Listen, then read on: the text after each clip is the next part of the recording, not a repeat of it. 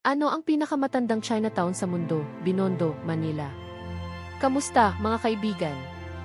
Welcome back sa ating channel. Ngayon, maglalakbay tayo papunta sa pinakamatandang Chinatown sa mundo. Alam niyo ba kung nasaan ito?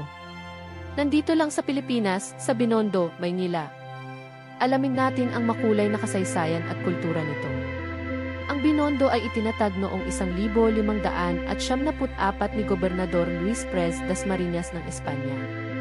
Ito ay nilikha bilang isang pamayanan para sa mga Tsinong nag-convert sa Kristyanismo. Dahil dito, ang Binondo ang itinuturing na pinakamatandang Chinatown sa mundo, mas nauna pa kaysa sa Chinatowns sa San Francisco at New York. Sa paglakad sa mga kalsada ng Binondo, mararamdaman mo ang pagsasama ng kulturang Tsino at Pilipino.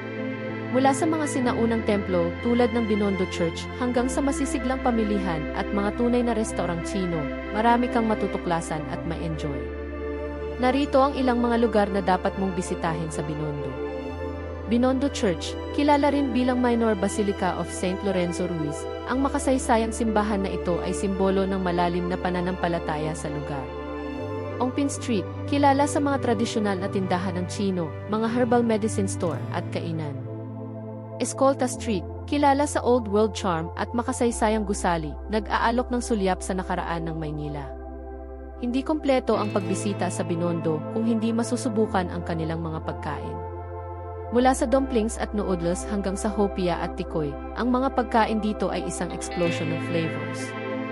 Huwag palampasin ang pagkakataong kumain sa mga sikat na establishmento tulad ng President Tea House at Ing Bitin. At ayan na, isang sulyap sa pinakamatandang Chinatown sa mundo, ang Binondo, Maynila. Mayaman sa kasaysayan, kultura, at lasa, ang Binondo ay tunay na isang hiyas sa puso ng Maynila. Kung nagustuhan nyo ang video na ito, huwag kalimutang mag-like, mag-share, at mag-subscribe para sa higit pang amazing travel at history content. Salamat sa panonood! Manatiling nakatune para sa higit pang exciting journeys at discoveries. Hanggang sa susunod, happy exploring!